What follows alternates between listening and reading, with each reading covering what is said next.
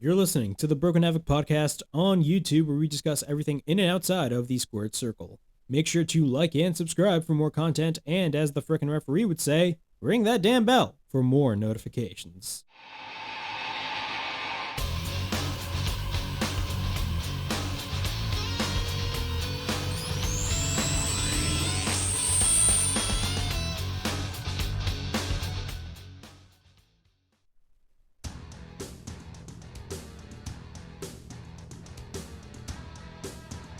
What's up, everybody? It is Broken Havoc right here on the Broken Havoc podcast, here to review last night's Royal Rumble pay-per-view event that happened in St. Louis.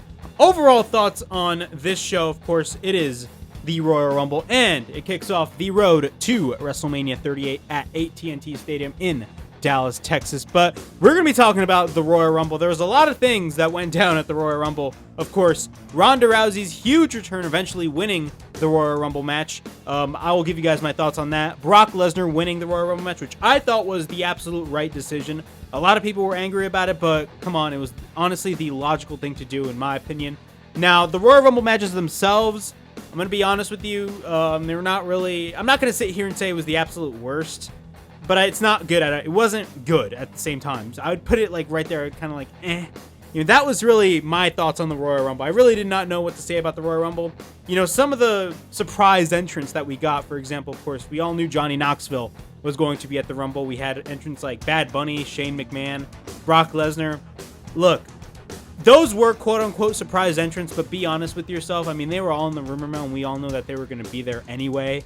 So, really, were they really surprises? Absolutely not. In my opinion, there were no real surprises at the whole in the entire men's Royal Rumble match, in my opinion. The entire women's Royal Rumble, you know, it was flat out, you know, with a lot of veterans and all that stuff. Of course, Mickie James came out with the Impact Knockouts Championship and, of course, her Impact Wrestling theme song, Hardcore Country. But yeah, that was great to see. But the women's Royal Rumble, of course, Ronda Rousey came back. That was great to see. I'm glad to see Ronda Rousey back. But you run into that problem of, you know, you're basically, you know, you have all these hardworking women that are just trying to get to the top, and then all of a sudden you bring back Ronda Rousey, who hasn't wrestled since WrestleMania 35, which was almost 3 years ago. So you basically run into that problem, but I'm going to be giving you guys my thoughts on also the undercard as well. We had Roman Reigns versus Seth Rollins in the opener, which, you know, it started off really good. I thought it was a good match, but that finish, man, the finish was ridiculous. It was really stupid, probably a really stupid finish. Again, if you paid $50 and you got a DQ finish, Jesus Christ, I mean, like, I'd be pissed off. It was not really, well, it technically was a DQ finish in a way, but still, I mean, it was really stupid, the finish, in my opinion. Of course, we had Bobby Lashley versus Brock Lesnar, which was not a bad match, but again, I wish it was kind of like a Brock Lesnar versus Goldberg match at WrestleMania 33, which both just beat the living shit out of each other.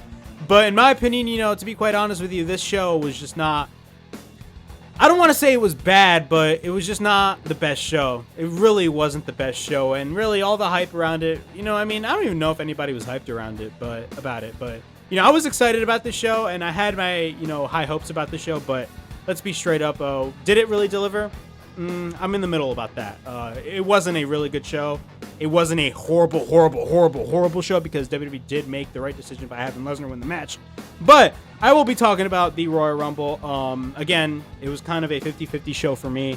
But we'll be talking about the Rumble. The first match of the evening, of course, is Roman Reigns defending the Universal Championship against Seth Rollins. Of course, Seth Rollins, the previous night on SmackDown, really, you know, pushed the buttons of Roman Reigns, you know, mentioning his family and all that shit. So, you know for a fact Roman Reigns was really pissed off. But I will say this. I loved the fact that Roman Reigns and Seth Rollins opened the show. It was just great to see. Usually almost, you know, every year, Royal Rumble undercards, you know, over the years have been really good. And there's been really good matches throughout, you know, the Royal Rumble pay-per-view besides the Royal Rumble match. One pure example about that is the triple threat match between John Cena, Seth Rollins, and Brock Lesnar at the Royal Rumble in 2015. That was arguably one of the best triple threat matches I've ever seen. Like, that was such a badass fucking match. Again, because it was fast paced and they just went straight to the action. You know, did we get this with Roman Reigns and Seth Rollins? Not really. Same thing with Bobby Lashley and Brock Lesnar. We didn't really get that fast paced action that I would expect, kind of like we got with Brock Lesnar and Goldberg at WrestleMania 33 back in 2017. But We never got that. But Seth Rollins comes out with the Shield music and the Shield attire and all that stuff, basically just pissing off Roman Reigns. And I will say this, man, that was awesome. I loved the fact that Seth Rollins came out with the Shield music. That was just great to see. But I like the fact that this match kicked off the show. Overall, the match was not bad. It was not a bad match whatsoever. One gripe is the fact that, I wish it went a little bit longer. And not only that, I wish they went, much more intense with this match. Of course, the finish of the match was absolutely stupid, with basically, Roman Reigns applying the guillotine on Seth Rollins eventually going to the bottom rope, but then Reigns doesn't let go. I think that was an absolutely stupid finish to basically finish off the opener for the Royal Rumble. Keep in mind, this is an opener for the Royal Rumble, and usually when it comes to openers for any pay-per-view, the opener is what really, of course, the viewer is interested in the main event, but if you really want to get, the viewer just like extremely like hype and excited, have a match that just opens the match really well and have a clean, flat out finish instead of a stupid DQ finish, man. Again, could you imagine if you paid $50 fucking for this pay-per-view on traditional pay-per-view? If traditional pay-per-view still exists of course it does still exist with AEW, but if you paid $50 frickin' for this particular pay-per-view and you got a DQ finish like we did last night with Roman Reigns and Seth Rollins, would you really be happy about that? No, I'd be really pissed off because I paid $50 frickin' to see this match and we got a DQ finish. Brian Alvarez did tweet about, if this were real, people would have been much more pissed off. Like, I agree. Like, if this were real, fans would have been more ripped off, in my opinion. That's just me. But, yeah, we're going to be talking about the match. The match starts. We get a waistlock by Rollins, and then we get a switch by Reigns. Both proceed to break out. We get a couple of right hands by Rollins. Reigns then throws Rollins into the corner, but then Rollins reverses. He works on Reigns in the corner, but then Rollins goes for the sling blade. And then after that, Reigns escapes to the outside. Rollins goes for a suicide dive, but then he goes for a second suicide dive again. Rollins then with the springboard, but lands into a right hand by Roman Reigns. Reigns then goes for a drive-by boot on Rollins from the apron, of course. Then after that, Reigns runs into a boot by Rollins on the outside. Rollins then hits the Shield powerbomb on Reigns when he throws him to the announce table, which was a little nod right there to the Shield. Of course, the Shield did their triple powerbomb back in the day. But then Reigns, he takes Reigns in the ring. Then after that, Rollins hits a frog splash, but then we get a cover and a near fall. So again, I love the beginning spots of the match. Like, the beginning of the match was just really good. We get a somewhat of a backwards Phoenix splash attempt by Rollins, but then he misses. Reigns then tries to go for a spear, but then Rollins counters. Then Rollins picks up Reigns. He proceeds to hit a buckle bomb after that, but then Rollins hits the curve stomp. We get a cover and a near fall. Rollins then runs into a clothesline by Reigns. We get repeated right hands by Reigns on Rollins. We get a power bomb by Reigns. We get a cover by Reigns and a near fall. At this point, Roman Reigns is pissed off. Then he goes for repeated rights on Rollins. Then Rollins counters and applies a triangle submission. Then the Reigns counters and picks him up and hits a powerbomb. Then he sends Rollins shoulder first to the top of the ring post. Then he goes to the outside. Reigns then sends Rollins to the timekeeper's area after that. Then he sends Rollins to the steel steps. At this point, both are back in the ring. Then he hits a Superman punch on Rollins. We get a cover into near fall.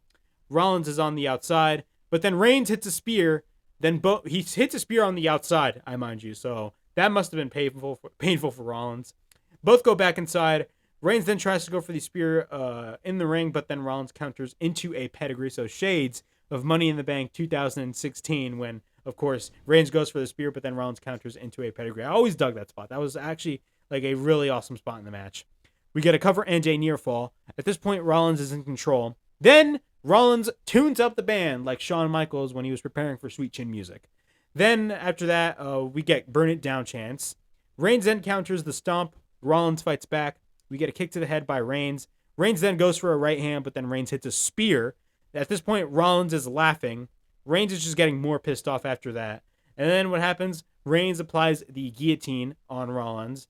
Rollins almost fades, but actually he gets his hand onto the bottom rope. But Roman lets go and then causes a disqualification. So Rollins wins via DQ, but then, of course, disqualification in championship matches, the champion retains the title. So Roman Reigns retains the Universal Championship. But after the match, Roman Reigns is not done. Yes, he is not done, ladies and gentlemen. So Roman Reigns, what he does is grab multiple chairs. Actually, no, he grabs a chair and goes for repeated chair shots on Seth Rollins in anger and frustration. Then he hits the chair back on to the back of Rollins and then goes for repeated chair shots again. So basically, he hit Rollins on his back with the chair. Shades, of course, when Seth Rollins did it to Roman Reigns after that. But then, he just keeps on whacking Rollins with the chair. And yeah, Reigns stands tall with the Universal Championship, and that was the first match. Overall thoughts on this match. Look, the match itself was not bad at all, and I love the fact that, Reigns versus Rollins opened the Royal Rumble pay-per-view. But the finish was just absolutely mind-boggling, and it was absolutely stupid in my opinion. I mean, why the hell, would you have a DQ finish in a match that everybody was absolutely excited for? I thought the build for the match was really not that bad at all. The segments that Roman Reigns and Seth Rollins have been having for these past couple of weeks on SmackDown were really good. And the fact that, you had to end this match via a disqualification, I mean, I guarantee, Reigns was getting heel heat, but at the same time, it was not because of but at the same time, fans were not just pissed off about Roman Reigns, of course. Roman Reigns was getting that heat, but at the same time, half of that heat was just based off of anger and frustration because of the fact that the match ended in a stupid-ass disqualification. WWE needs to stop with these disqualifications, man. It's really, it's been annoying for how many years now? How many years have we gotten DQ finishes? I mean, it's absolutely stupid. All right, after this, we got the 30 women Royal Rumble match. Yes, the Royal Rumble for the women starts off in the second match on the main Royal Rumble card. Overall thoughts on this women's Royal Rumble. It was not a bad women's Royal Rumble, but the thing about it is WWE has built up this whole women's Royal Rumble based on the veterans that are going to be in the match. And I believe I believe until a day before the show, they still didn't have at least 30 women. You had an entrant like freaking Cameron. You had Cameron as an entrant, which no disrespect to Cameron, but bruh, she was never that good. They brought back, women from the Divas era that really weren't women's wrestlers. That was the problem. You brought back Divas from my time when I grew up, and during my time, when I was growing up watching wrestling, the women barely had any TV time. Not only that, they weren't really good wrestlers in my opinion.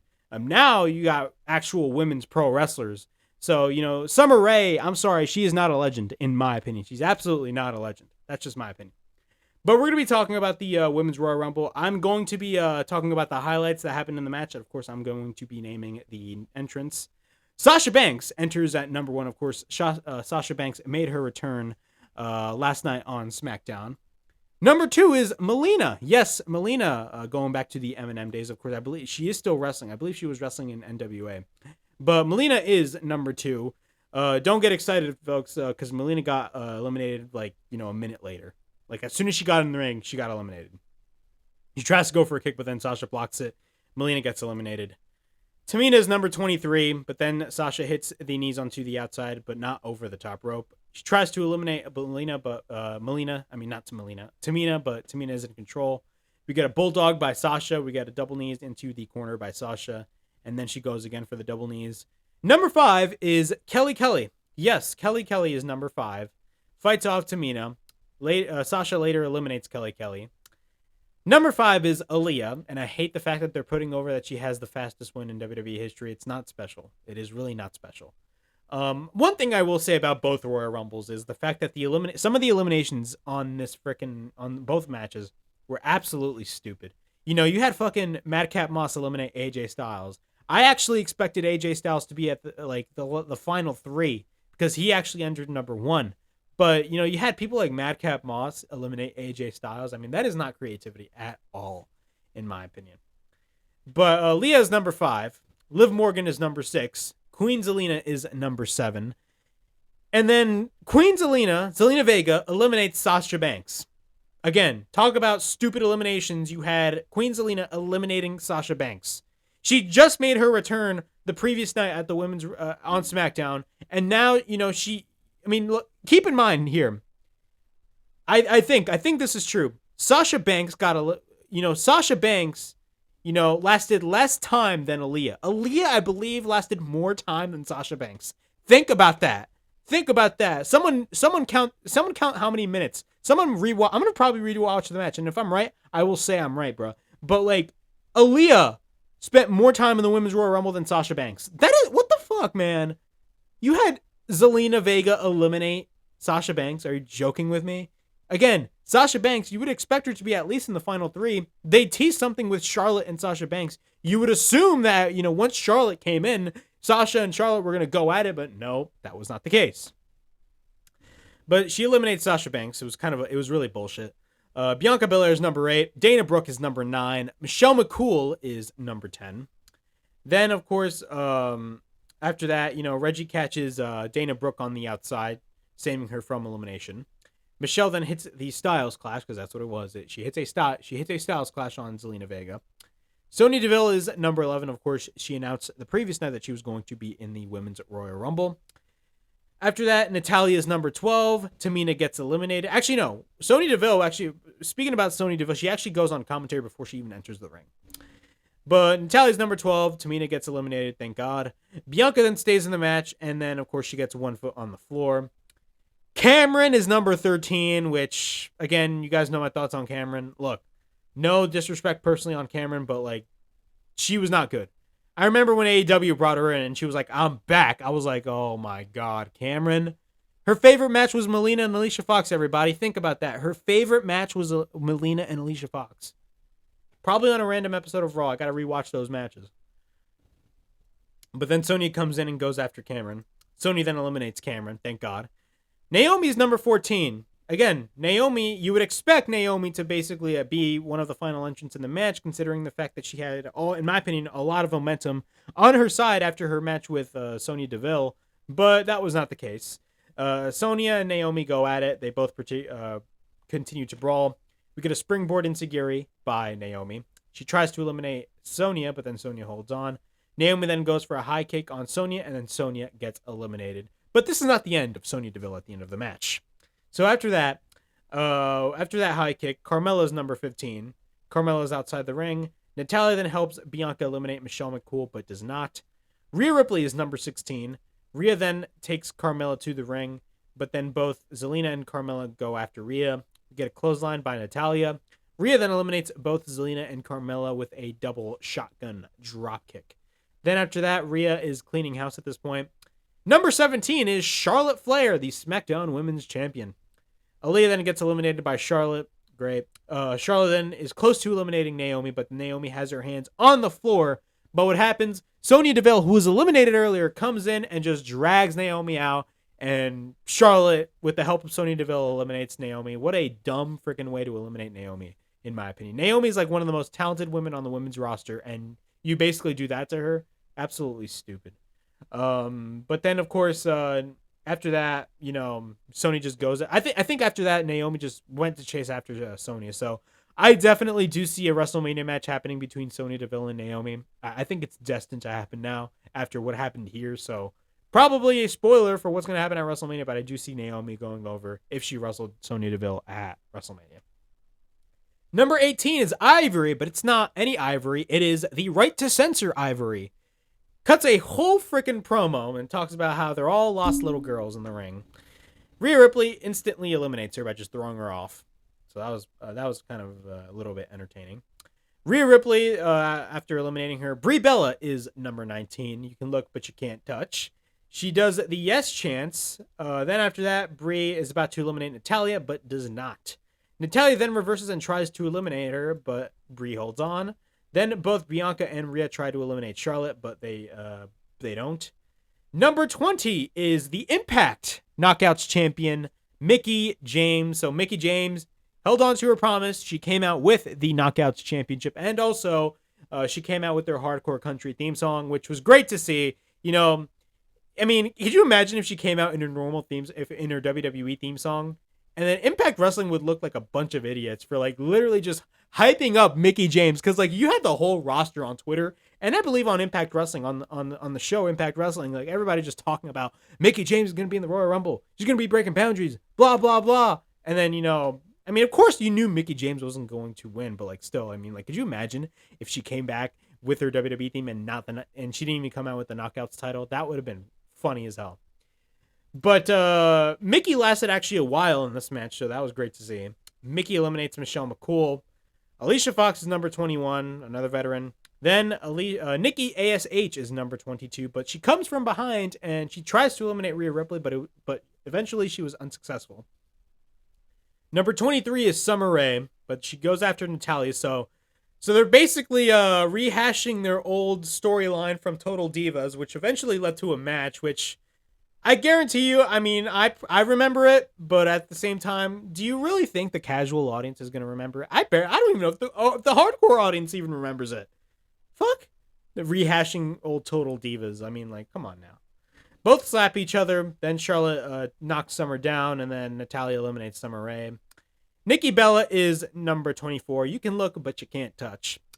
We get a double face plant on Bianca Belair by both of the Bella twins. Then they trick eliminate Alicia Fox, but eventually the Bella twins, Russo swerve Alicia Fox, and then, Alicia Fox gets eliminated. Number 25 is a returning Sarah Logan. I believe she was one of the people that got released, last year. So it's great to see her back. I believe 100%. I definitely do see this as a one-off, but it's great to see Sarah Logan back. Of course, she was one of the people that unfortunately got released last year. So not last year. I think it was 2 years ago. I think it was. It was either last year or 2 years ago. But Sarah Logan is number 25. She faces off with Liv Morgan after that, but then gets eliminated by the Bella twins. Liv then gets eliminated by the Bellas. Yes, Liv Morgan got eliminated by the veterans, the Bella twins. That's a pure example of WWE saying "fuck you" to the audience and "fuck you" to the young wrestlers. Yeah, they had the Bella twins eliminate Liv Morgan. Some of these eliminations were really absolutely stupid, man. It was really stupid, but it's WWE we're talking about. They don't give a shit. Lita then takes out everybody. Lita is number 26, by the way. I forgot to mention that. But Lita is number 26. She suplexes Nikki ASH, or I think it was Nikki Bella. I don't even remember which one. Lita hits a DDT, eliminating Mickie James. Then Charlotte faces off with Lita. So, of course, they had a little bit of a face-off a couple of weeks ago on SmackDown. Does this tease a match? Who knows? Especially with the whole Ronda thing happening. I will give you my thoughts later on. But Charlotte faces off with Lita. Both fight it out. Mighty Molly is number 27. But then what happens? Nikki ASH just goes straight after Molly Holly and just beats the living shit out of her. She sends Molly to the steel steps, takes it to the ring, and then gets eliminated by Nikki ASH. Number 28 is a returning Ronda Rousey. Yes, Ronda Rousey. Miss Rowdy Ronda Rousey is number 28. And I will admit, even though she was in the rumor, and I knew she was definitely going to be in there, everybody knew. Like, there was rumors running rampant that Ronda Rousey was going to be in the Women's Royal Rumble match. It was absolutely, 100% happening. She was spotted, I believe, in St. Louis. All the reports were happening in St. Louis. The Observer was talking about it. Like, all the media, all the wrestling media was just talking about Ronda Rousey coming back. Of course, this is her first match back ever since the triple threat match where she dropped the Raw Women's Championship to Becky Lynch in that triple threat match. Of course, Charlotte also dropped the SmackDown Women's Championship. And, of course, Becky became Becky Two Belts at WrestleMania 35 at MetLife Stadium, which I, by the way, attended. So, Ronda Rousey is number 28. And she got a huge pop. I will admit that. She got a really huge pop. She goes after everybody. She applies the guillotine on both Nikki Bella and Nikki ASH after that. She proceeds to eliminate Nikki ASH. Then Brie eliminates Nikki Bella, which is actually pretty funny. Then number 29 is Shotzi Blackheart. Then we get a crossbody on Rhea on Bianca, but then Brie gets eliminated by Ronda Rousey. Number 30 is actually Shayna Baszler. Yes, Shayna Baszler is actually the number 30 entrant. Could you imagine? I mean, I remember I talked about this in my predictions video, but there were rumors that they were going to be bringing in Oksana. Yes, there was rumors that they were going to be bringing back Oksana, bro. This is how out of touch WWE is, bro. There were rumors that they were going to be bringing back Oksana to the Royal Rumble, bro. Oksana. Yes, Oksana, bro. There were rumors of her being, I believe, called by them eventually, coming in the Royal Rumble match. Could you imagine if she came in at the number 30 entrant? Yo, people would have been, I would have been pissed, bro. I mean, it's WWE. I guaranteed you, if they actually eventually got Oksana, I see WWE doing that because they're absolutely stupid. But thankfully, Shayna Baszler is number 30. Was she going to win? Absolutely not. Ronda's actually happy as hell that Shayna is there, so that's a nice little reunion right there. Shayna takes everybody out. Ronda eliminates Shotzi, then goes after Natalya, but Bianca pushes Ronda, eliminating Natalya. Natalya then comes back. Lita then goes for the twist of fate on Charlotte.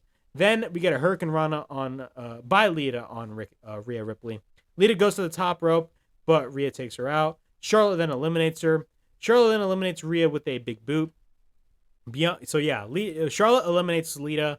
Again, there are many different possibilities that can happen when it comes to Ronda Rousey, but it really connects to this.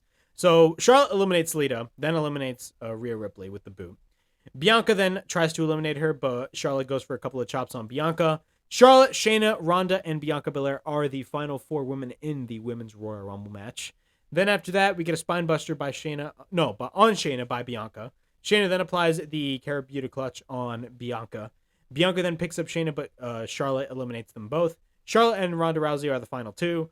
And then Ronda catches Charlotte's boot, but Ronda takes Charlotte over the top rope, and Ronda Rousey wins the 2022 Women's Royal Rumble. Overall, the entire bulk of the Women's Royal Rumble match, they were basically building this whole Women's Royal Rumble match on the veterans that they were going to be bringing back as a one-off. They didn't give a single shit about the new stars, about your Liv Morgans, your Bianca Belairs, your those women. They cared more about the veterans in the match, And bro, I laughed when I heard that report that there were going to be rumors of them bringing back Oksana, because I was like, are they dead ass bringing back Oksana? That's how really out of touch they were, but thank God they did not. I mean, you had Cameron as an entrance. I mean, nobody liked Cameron when she was in the WWE back in like 2012, 2013. Nobody did, bro. Nobody. And I remember when she was in the women's tournament in AEW a couple of years ago, when they brought her in, I was like, bro, did these people really bring Cameron in? I'm like, are these people dumb? Thankfully, they realized, thankfully it was a one-off, but she was not there. But overall, the Women's Royal Rumble, it was okay. It was not bad. After those reports of Ronda Rousey apparently being in the match, you already knew that Ronda Rousey was going to be in there. Yes, wouldn't have been much better if, you had somebody like a Liv Morgan win the match, or Bianca Belair. Now, granted, Bianca Belair won last year, or somebody else, somebody like a Naomi, which would have made the perfect sense to win the Royal Rumble match. Yes, but of course, if Ronda Rousey's in town, she's eventually going to be winning, because it's like the most logical decision that she was there. But Ronda Rousey is the 2022 Women's Royal Rumble winner. Now, I'm going to be talking about the match scenarios that can possibly happen. Now, the rumor is that she's going to be facing Charlotte this year at WrestleMania. And if that is the case, what a stupid idea. Like, dead ass. Like, what a stupid idea. Year 2 of, WWE, every year of WrestleMania season, they always fuck up the card. They always find a way to fuck everything up, bro. These people are the absolute stupidest people ever, bro. I remember back at WrestleMania 35 when they were having the triple threat match. Originally, everybody wanted to see Ronda Rousey versus Becky Lynch 1-on-1. But they added Charlotte in last minute, which I thought was absolutely fucking stupid. Like, they have to add Charlotte in every first ever women's match, bro. Charlotte in every first ever. Why? Because of her last fucking name?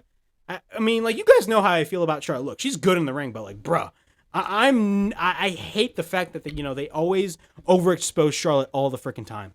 And the rumor is that now apparently Dave Meltzer stated that I was listening to the Wrestling Observer Radio, and he was stating that the plan is this year that Ronda Rousey will face Charlotte, and then next year at WrestleMania she will eventually face Becky Lynch.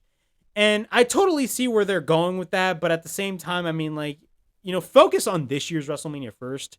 In my opinion, Ronda Rousey versus Becky Lynch has to be the match this year, in my opinion. I don't care what anybody freaking says, man. Ronda Rousey versus Becky Lynch has to be the match, because it's the match everybody freaking wants.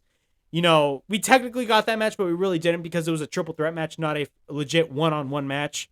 But we'll see what happens. I definitely do see WWE really fucking this up, because they always do. These people are completely incompetent. But we're going to be seeing what happens when it comes to Ronda Rousey. Of course, Ronda Rousey is going to be on Raw this Monday, that being tomorrow night.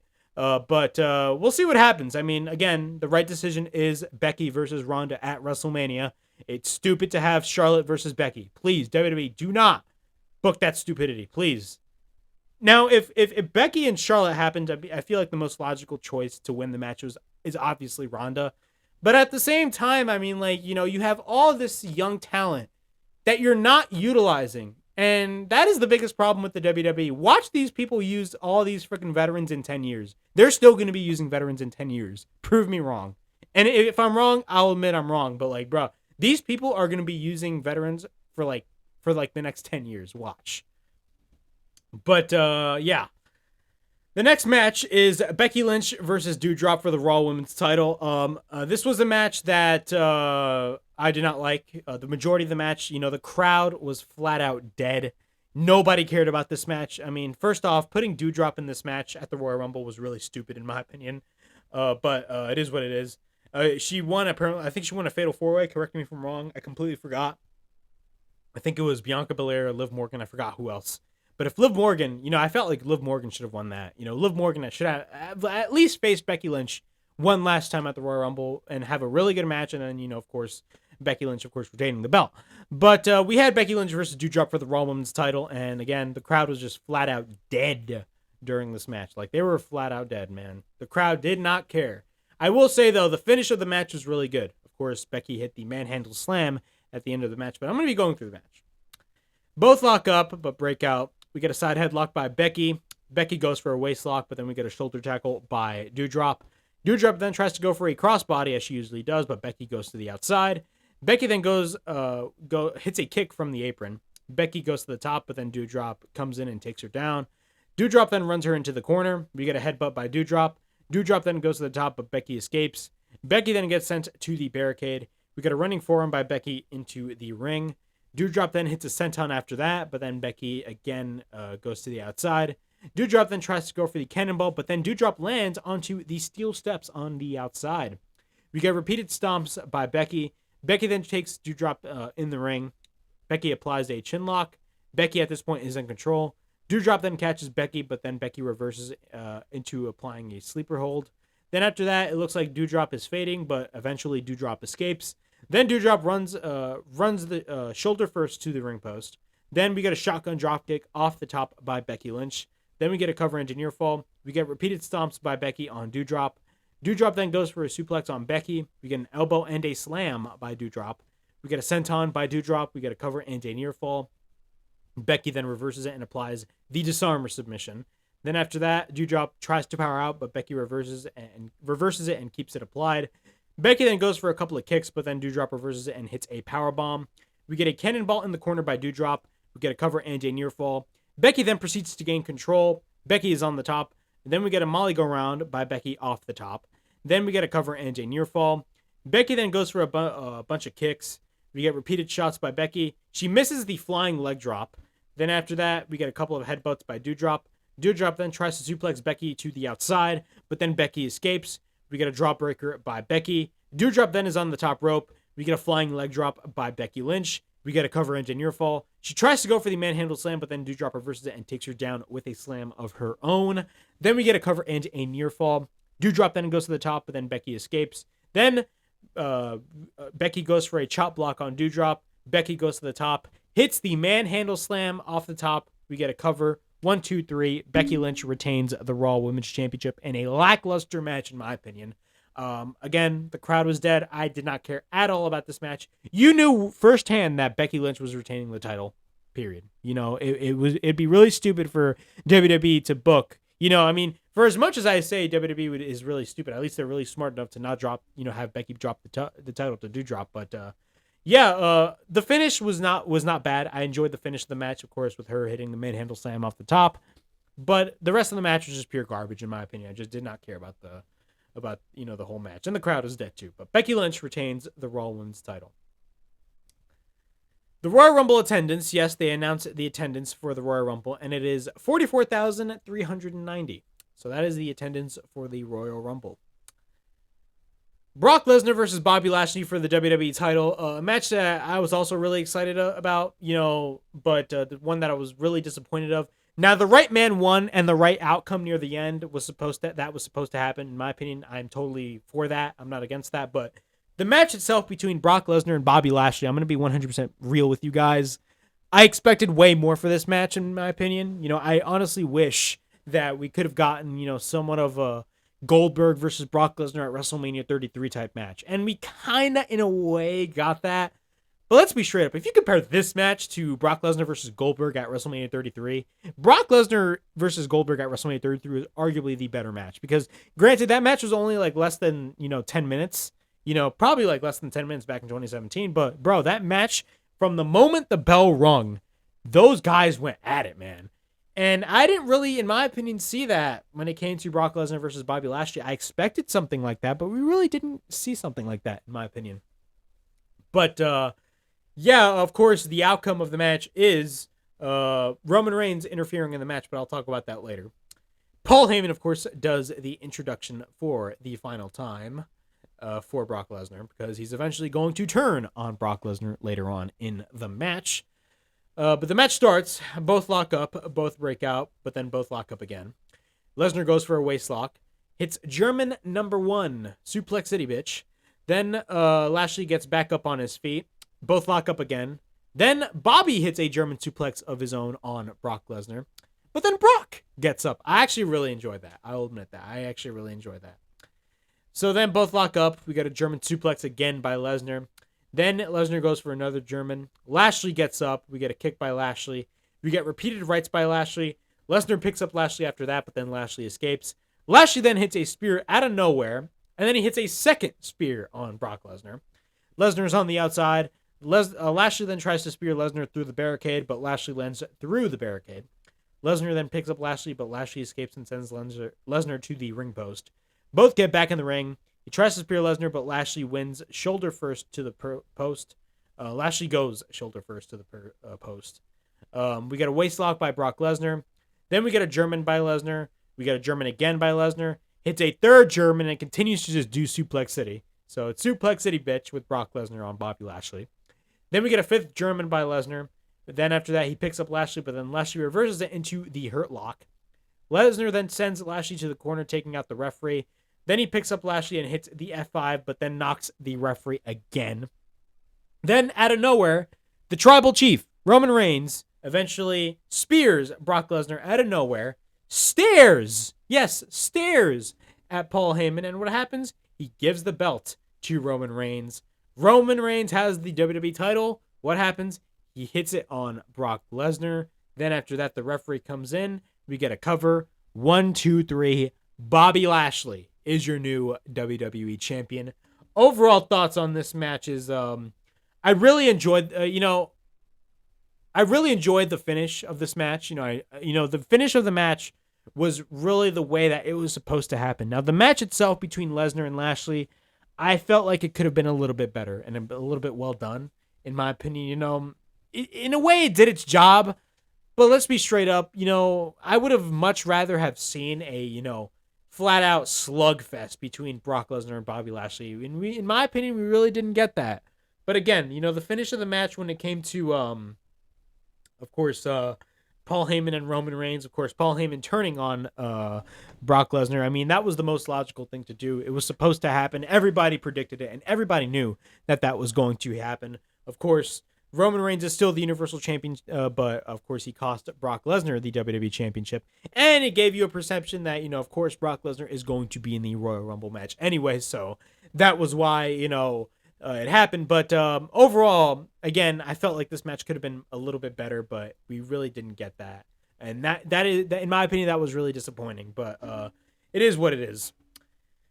But the next match of the evening is Beth Phoenix and Edge going up against Miz and Maurice. Overall thoughts, I did not care about this match. This was like, honestly, next to the women's title match, this match I did not care about either. But I will say the last few moments of the match were really awesome. I really enjoyed the last few moments of this particular match. Of course, Maurice in the beginning was just afraid, and they showcased the fact that Maurice has been afraid throughout the build to this match on Raw. Beth chases Maurice. Miz tags in, tells Beth to get out of the ring. Edge then goes right after Miz. Maurice then holds the hair of Edge after that. Miz sends Edge back in the ring. Miz goes for the yes kicks. One of the commentators stated if they were Miz kicks. No, they're yes kicks. We got a roll up by Edge. We get a near fall. Miz then goes for a neck breaker. We get a cover engineer fall again. At this point, Miz is in control over Edge. Maurice then goes for a slap on Edge onto the outside. Beth then chases down Maurice. Then Beth grabs a chair. Then we get an execution by Edge. Edge then tries to make the tag, but then Miz gets taken out to the outside. Then after that, Maurice then pulls the leg of Edge. Beth tags in, takes down Maurice. Then we get a spinning side slam by Beth on Maurice. Then after that, we get a cover engineer fall when Miz interferes. Beth then faces Miz from behind. Both face off. Then Beth sends Miz to the corner. Then she goes after Miz, but then Maurice hits Beth from behind with, I don't even know with a curse? No, with the purse. A purse, my bad. My keyboard is so messed up. Every time when I type quickly, it types something else. So Maurice hit Beth with the purse, and Beth sold it like crazy, right? And I was like, why the hell is she selling a purse, a little baby purse? And I completely forgot what happened a couple of weeks ago where I believe it was she was the one that got hit with the purse, and of course the brick was on the inside of the purse. Now I understand why she sold it like that crazy in the match. I completely forgot about that moment that happened a couple of weeks ago on Raw. But we get a cover into near fall. We get a cover again and a near fall. But then Maurice goes for repeated rights on Beth.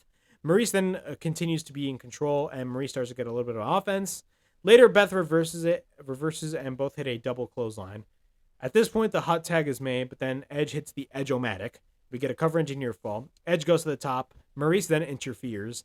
Miz and Edge are on the top, but Beth comes in and powerbombs Miz, which was awesome to see. Edge is on the top. We get an elbow drop by Edge off the top after that. We get a cover and a near fall.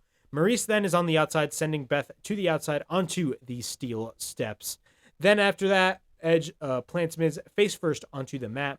Miz runs into the corner, but then Miz escapes the spear. Then Maurice goes to the top, hits a Hurricane Rana on Edge. Yes, Maurice hit a freaking Hurricane Rana on Edge. Then after that, we get a DDT by Maurice on Beth Phoenix. Then we get a skull-crushing finale by Miz, and I swear to God, could you imagine? I actually had a bad feeling that they were actually going over with this finish, but thankfully that didn't happen. We get a cover into near fall, but then Miz and Maurice grab Edge for the double skull-crushing finale. So they were both going to hit a double skull-crushing finale on Edge. But again, what happens? Edge escapes, and Beth and Edge hit the double spear. Yes, they hit a double spear on both Miz and Maurice. Both grab Miz and Maurice, double gland slam them. We get a cover. Beth and Edge win this match. Again, near the end of this match, the spots that they were doing, I enjoyed, but throughout this entire match, I'm going to be honest, I just did not care whatsoever. Of course, this was, hopefully, in my opinion, hopefully this ends the whole feud when it comes to the Miz and Edge, and hopefully Edge goes into a higher profile match this coming April for WrestleMania. I hope to God that it is AJ Styles, because I would love to see Edge going up against AJ Styles. That is like one of the last few dream matches that we have left. Now, granted, in AEW, we got a bunch of dream matches, and they with the young guys, you know what I'm saying? But overall, I just did not care about this match, but the last few moments of the match I actually really enjoyed. Of course, that double spear at the end was awesome. The double glam slam, friggin' awesome in my opinion. I enjoyed it. Now we're going to be going to the main event of the evening. We got the 30-man Royal Rumble match. I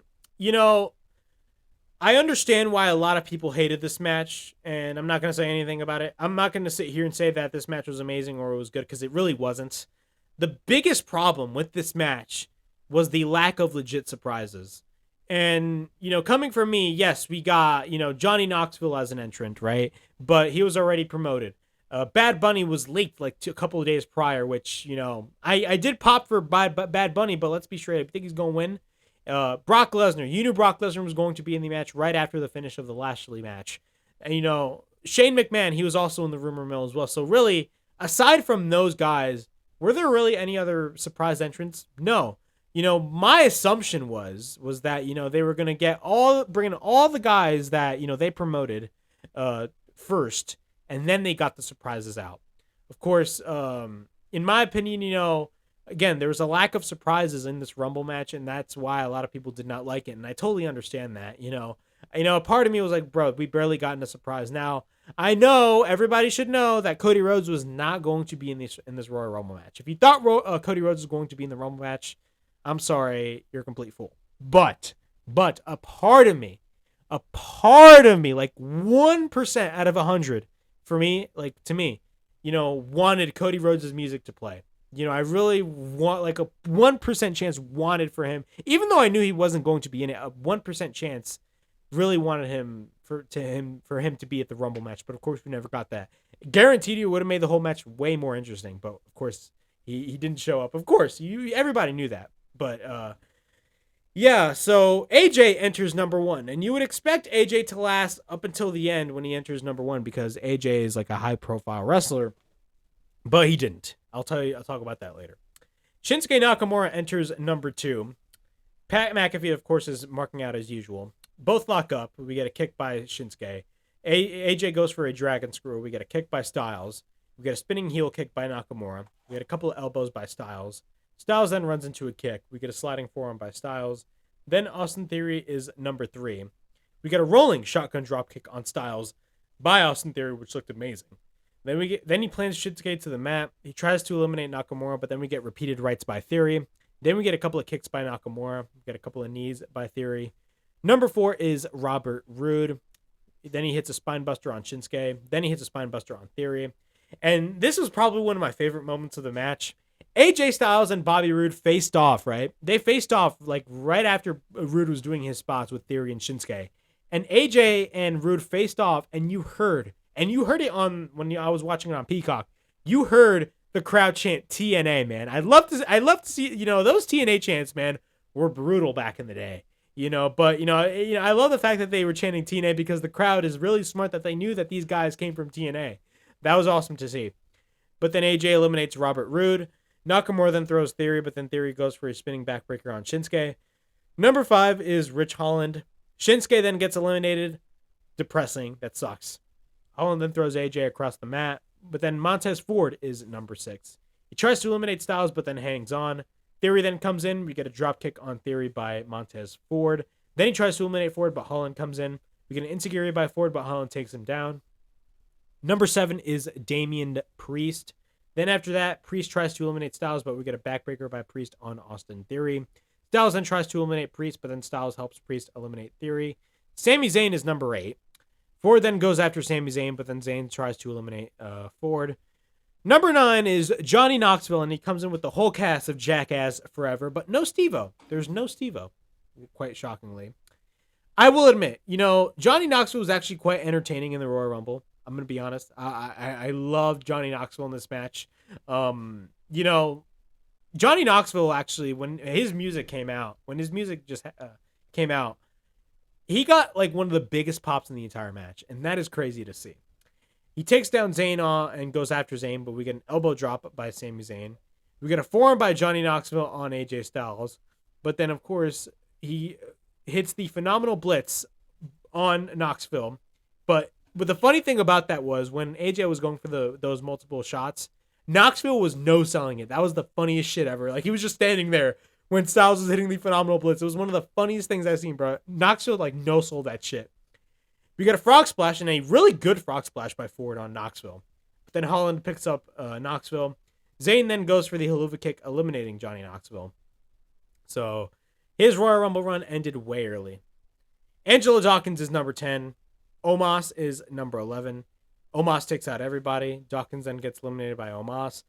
Ford then goes to the top, but then gets caught and eliminated by Omos. Styles faces Omos, and then, he sends Styles to the ring post. Number 12 is Ricochet. We get a dropkick by Ricochet on Omos, but Omos plants Ricochet to the mat. We get an overhand chop by Omos on Ricochet. Chad Gable is number 13. So he basically has a plan for everyone, that being Chad Gable, and they want everybody to gang up on Omos. The Priest goes straight for the attack on Omos, but then, of course, what happens? Omos eliminates Priest. What a way to treat your U.S. champion, right? What a really good way to treat your U.S. champion. But then after that, everybody else gangs up on Omos. Number 14 is Dominic Mysterio. He tries to help everybody else, but then Styles goes for the phenomenal forearm, eliminating Omos and sending him outside the ring. Happy Corbin is number 15. He hits a chokeslam on Theory. Ricochet then does a backflip onto the chest of Baron Corbin, but then Corbin eliminates Ricochet. Dolph Ziggler is number 16. Corbin then goes for the deep six on Dominic, but then eliminates Dominic. AJ then eliminates Theory with an enziguri. Sheamus then is number 17. Then we get a Pele by Styles on a Rich Holland. Holland then gets eliminated. Sheamus then goes after Styles. We get a jumping knee, and that was a vicious, oh my god, I'm using WWE terms, by that was a vicious jumping knee by Sheamus. Then he hits the Irish Curse backbreaker on Chad Gable. Then after that, Rick Boogs is number 18. He works on Gable. Boogs is one-handed. He picks up Gable one-handed and throws him outside, eliminating Chad Gable. Madcap Moss is number 19, and oh my god, the elimination that he did, were him eliminating AJ Styles. I'll talk about that later, but that was really stupid. Boogs then tries to eliminate Ziggler, but then Ziggler lands on the apron. Madcap Moss then eliminates AJ Styles. Yes, Madcap Moss eliminated AJ Styles. Madcap Moss, a fucking jobber, eliminated AJ Styles. I expected AJ Styles to be at least the final 3, but it made absolutely no sense for Madcap Moss to eliminate AJ Styles. Again, one of my biggest gripes with this Rumble is the fact that the eliminations are just so freaking stupid. Like, they have the worst people eliminating your favorites. Like, Madcap Moss, a freaking guy that, like, nobody cares about, that has, honestly, one of the worst aspects on SmackDown and on WWE TV, eliminates AJ Styles. Are you joking with me? That is really stupid. It was really dumb, in my opinion. I absolutely hated it. It made absolutely no sense. Number 20 is Riddle. We got a German by Riddle on Moss. Corbin then eliminates Boogs, and Moss throws Boogs into the apron. Drew McIntyre is number 21. Goes after Moss and Corbin. He eliminates Moss. Then after that, he eliminates Corbin. Then he still goes after Corbin, but then Moss is on the outside. But he is not eliminated. He grabs the steps and hits Corbin and Moss with it. Then after that, he slams Moss with his heel step. So Drew McIntyre is really going straight for the attack here. He just goes straight and attacks Corbin and Madcap Moss. After that, Kevin Owens is number 22. Both KO and McIntyre go at it. We get a pump-up powerbomb by McIntyre, or by KO, and then he hits a cannonball after that. Rey Mysterio is number 23. We get a springboard crossbody by Rey on Sheamus. Rey then tries to eliminate Riddle. Then we get a stunner by KO on Rey. Kofi Kingston is number 24. KO then pushes Kofi to the outside. Now, this was the thing about this. So you guys all know that Kofi Kingston is always a show-off when it comes to the Royal Rumble, of course. He always saves himself when it comes to being eliminated, of course, either landing on the barricade. But this year, he botched. So I believe the plan was for Kofi Kingston to actually land on the barricade. But you could tell if you watch the camera work, he did land on his feet. And another thing is that, the way Kofi Kingston landed, that hurt. I can imagine that hurt like hell. But, again, it was kind of dumb, but whatever. So both feet were on the floor, and unfortunately, Kofi Kingston got eliminated. Number 25 is Otis. He takes out everyone. Number 26 is Big E. Number 27 is Bad Bunny, and I will admit, I popped for Bad Bunny, but I knew Bad Bunny was most likely going to be in the Rumble because of the fact that he was all over the rumor mill last night. The previous night, I should say. Also the same as Ronda Rousey. So it was a surprise, but at the same time, not really a surprise because of the fact that we all knew that he was basically going to be in there. But I will say, Bad Bunny, his match at WrestleMania last year was really good. And he had a really good showing at this Royal Rumble. I will say that. But, after Bad Bunny comes in, we get a crossbody by Sheamus. We get a Hurricane Rana on Kevin Owens. Then after that, he hits the Canadian Destroyer on Matt Riddle. Yes, Bad Bunny hits the freaking Canadian Destroyer on Matt Riddle, which is awesome to see. Sheamus then gets eliminated when he tries to hit the bro kick. Then we get a 619 on Ziggler, but Bunny eliminates Rey. Then Shane McMahon is number 28. Yes, Shane McMahon. He does those freaking punches. Shane McMahon. He's number 28. He eliminates Kevin Owens. Randy Orton is number 29. We get an RKO, but on Big E. RK Bro then teams up and eliminates Big E. Then we get an RKO on Otis, then an RKO on McIntyre. Then he proceeds to eliminate Otis. Number 30 is Brock Lesnar. Yes, number 30 is Brock Lesnar. And it was pretty obvious that Brock Lesnar was going to be in the match because of the circumstances that happened, of course, in the Lashley match where Roman Reigns interfered in the match and eventually, cost Lesnar the title. So it came out, and Michael Cole was like, he is pissed. So Brock Lesnar comes in, and after that, the funniest thing about this is that he takes out everybody. He goes Suplex City, all that shit. He eliminates Randy Orton, and then he faces Bad Bunny. So he picks up Bad Bunny and hits the F5 on Bad Bunny. I will say, I enjoyed that, man. I 100% enjoyed that. That was probably one of the funniest things ever. But hats off to Bad Bunny for actually taking an F5. Then he eliminates Riddle. He eliminates Shane McMahon after that. Brock Lesnar and Drew McIntyre are the final two. Of course, they go back, way back at WrestleMania 36. Drew then escapes. We get a Glasgow kiss by Drew. Brock then blocks the Claymore kick, and then he takes Drew McIntyre over the top rope, eliminating Drew McIntyre. Brock Lesnar wins the 2022 Royal Rumble. Now, what were my thoughts on this full Rumble to begin with? Now, I'm going to be talking about Lesnar first.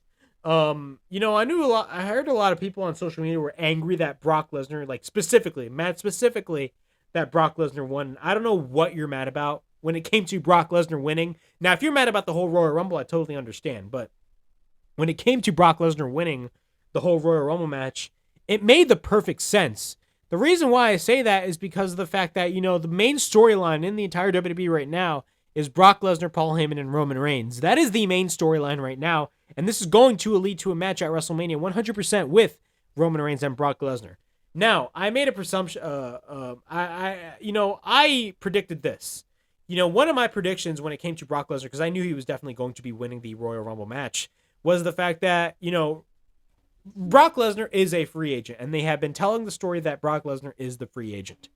What if now he is going to be facing Roman Reigns at WrestleMania 100%? It's official. It's basically, WWE didn't announce it, but it's basically official. We all know we're going to be getting Brock Lesnar versus Roman Reigns at WrestleMania.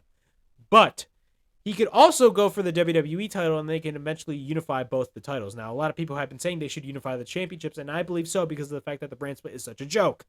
But the thing about it is, so I presume that, once the Elimination Chamber happens in Saudi Arabia, then, Brock Lesnar, they can tell the story of, since Brock Lesnar is a free agent, he will go to the Elimination Chamber, and that chamber match is a number one contendership against Bobby Lashley. So he wants his revenge as well with Bobby Lashley. So what happened is Brock Lesnar would win the Elimination Chamber and eventually would face Bobby Lashley as well. So he would face both Roman Reigns and Bobby Lashley. So night one, it would be Brock Lesnar versus Bobby Lashley. He would win the WWE Championship, going on to face Roman Reigns on night two of WrestleMania. But eventually, Roman Reigns takes the belt away from Brock Lesnar. And what happens? Roman Reigns is solidified and he's basically the king of WWE and has both titles simultaneously. I think it's a good idea. I don't think I'm far-fetching in my opinion. I think it's not a bad idea. But overall, a lot of people have been saying, they should unify the titles. And I absolutely agree. I just think, they should do it in a really fun way to make WrestleMania interesting. But who knows what the hell WWE is going to do? Do I think Lashley's going to hold on to the WWE title up till WrestleMania? Who knows? But there's a lot of possibilities regarding that. But, the Royal Rumble match itself, my biggest gripe with the Rumble match, was it the best Royal Rumble match? Absolutely not. It was nowhere near good. It was not good at all. Was it the worst Royal Rumble match ever? No, absolutely not. WWE has done way worse when it comes to the Royal Rumble match. Of course, 2014 and 2015 were pretty garbage. Of course, everybody wanting Daniel Bryan to win. 2017, they hyped the hell out of that Royal Rumble back in 2017. They completely botched it. Of course, you guys remember when Roman Reigns came out at number 30 and everybody was pissed off. There's a whole compilation video on YouTube talking about it. There's a lot, they've done way worse when it comes to Royal Rumbles. Trust me. This one, the right man won. Brock Lesnar was arguably supposed to win this match. Period. He was supposed to win. It made the most sense. My biggest problem with this particular match, the biggest problem with the match itself was the fact that there were no real surprises in the match. And what I mean by that is, look, we had surprises like Bad Bunny, Shane McMahon, Johnny Knoxville. Well, Johnny Knoxville was already promoted, so you knew he was going to be in the match. But, those guys, right? Brock Lesnar, you eventually knew that Brock Lesnar was going to enter himself in the Royal Rumble because it made the most sense when it comes to the storyline. But when it came to guys like Bad Bunny and Shane McMahon, be honest with yourself. Were they really surprises? Because they were in the rumor mill for days now.